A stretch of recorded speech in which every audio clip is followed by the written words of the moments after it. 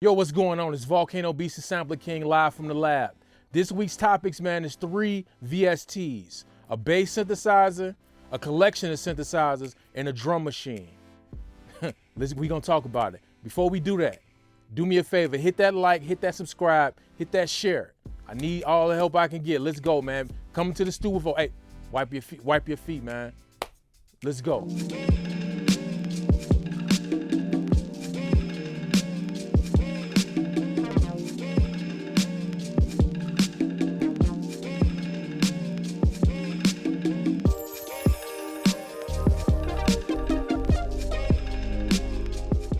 First topic, let's get into it.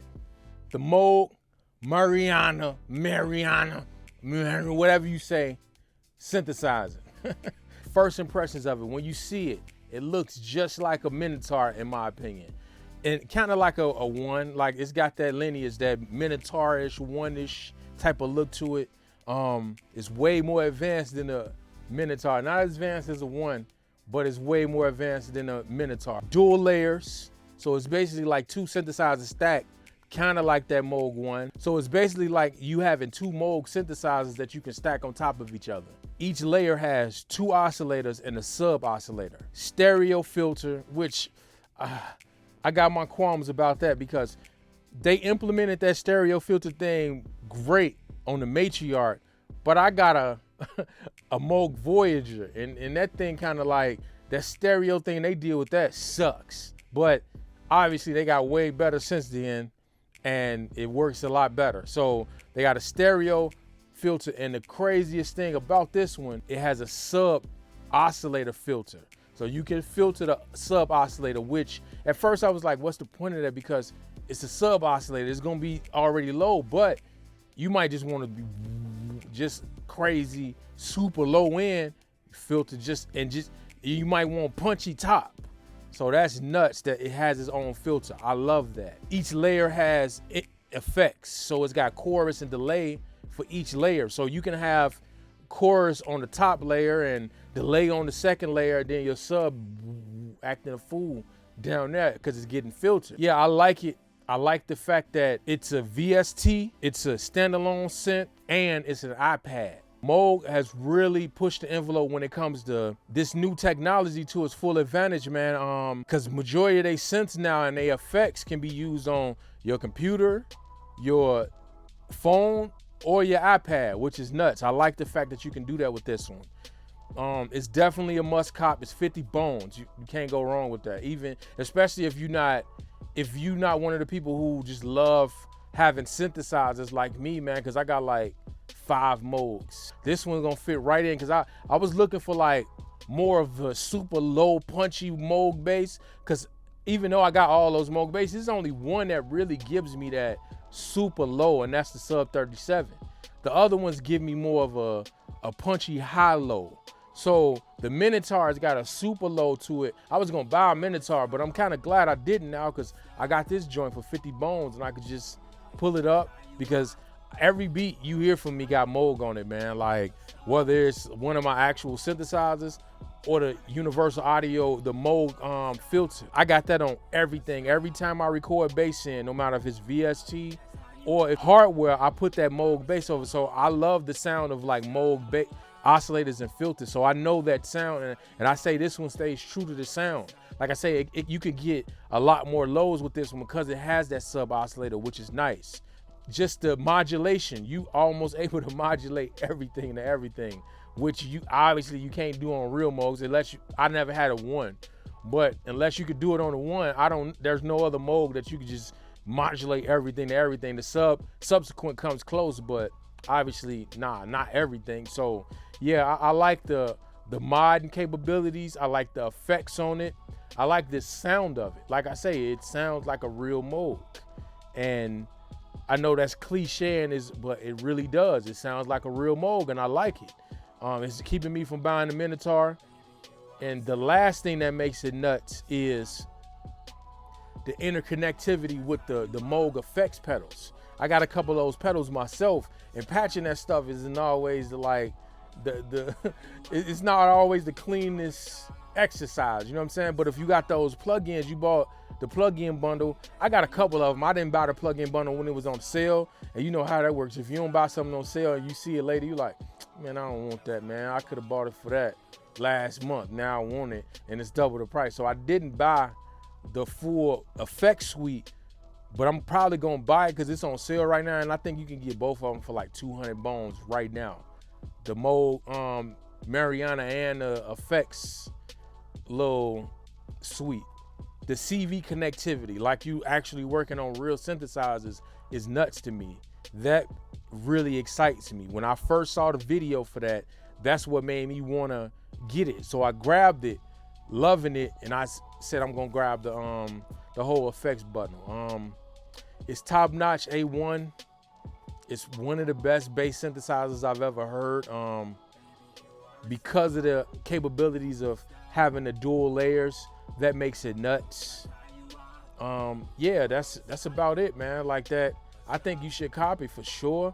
I don't know if they got a demo. I didn't even demo it, man. I just bought it as soon as I saw it because I didn't buy as much stuff as I like synthesizer stuff. I usually buy synth every year around like the holidays, and this year I didn't. I'm like, man, do I really want to spend a couple G's? I want new sounds, but I don't want to spend a couple G's on a new synth because I bought new speakers and an interface and all that. So I'm like, okay, this probably quench my thirst for a little while. In a few months, I'm probably gonna get a big boy toy, but right now I'll take this joint and just be happy with it. And I can't say I'm happy. So yeah, first on my list, the Moog Mariana, I don't know how to pronounce it, but that's the one.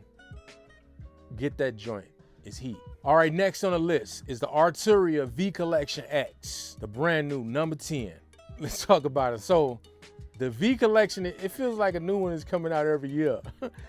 Not to rag on it, but it feels like I'm giving y'all money every year. But I'm happy because I'm getting new stuff every year. This version, we up to 39 instruments, which is crazy.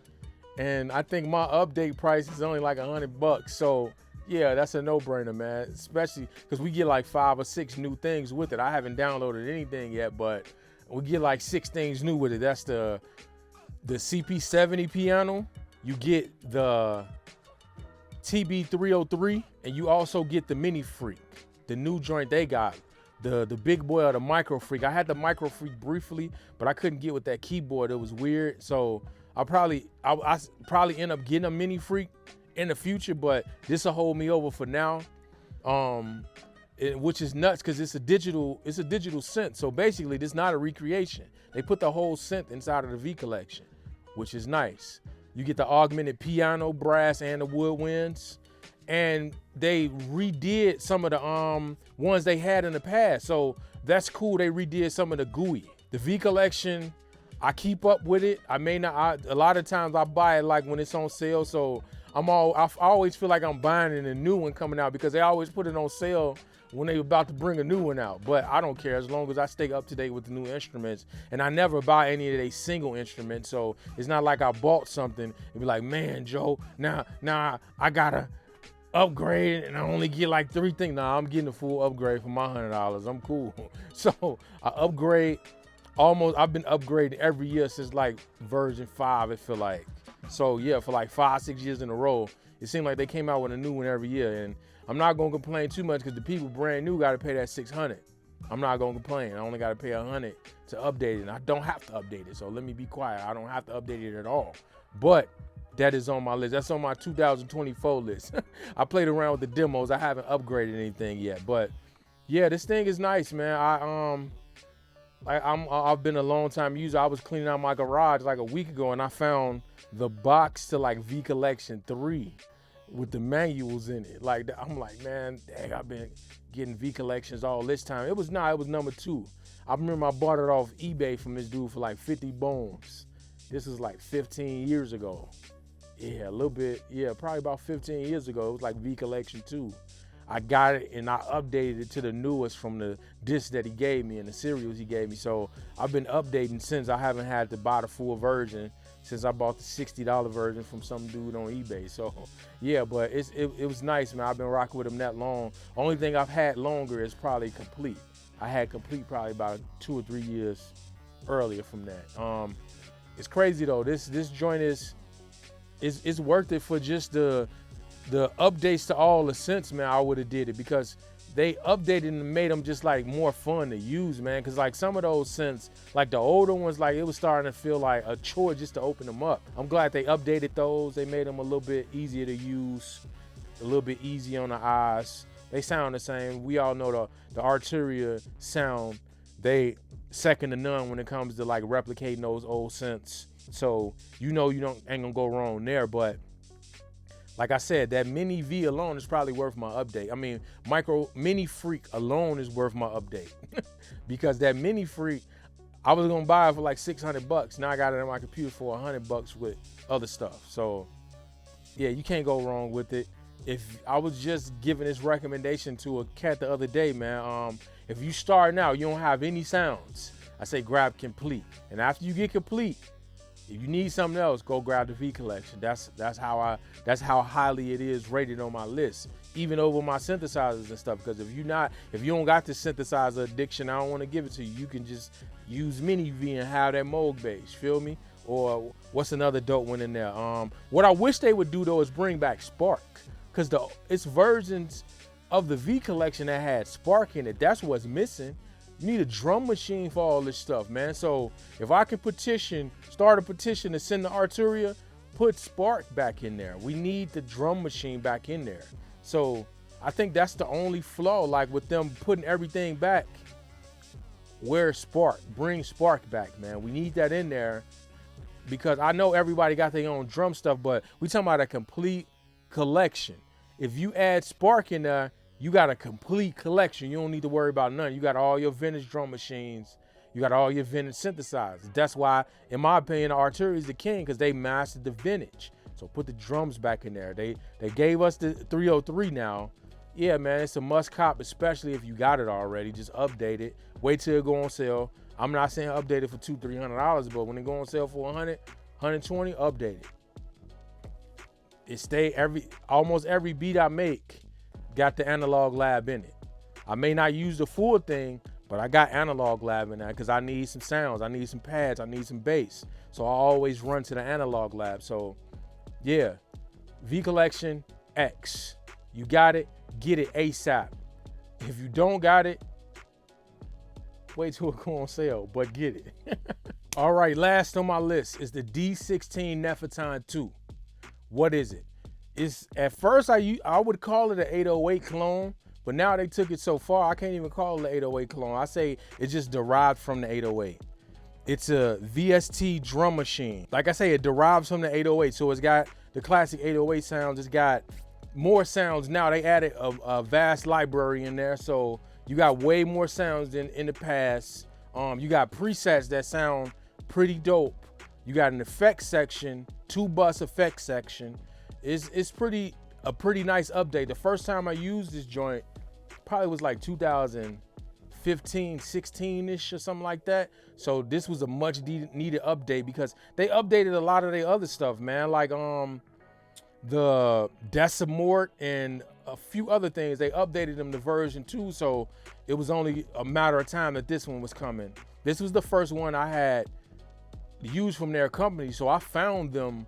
I think I went to like a convention or something, and I saw it there. So that's when I used it. And then the next year, I ended up, working at a convention like that and like demoing this for people. So I got kind of like really familiar with the last version. Last couple of years, I haven't been using as much because my drum library expanded. But my actual drum library, like drum machine library, I would say.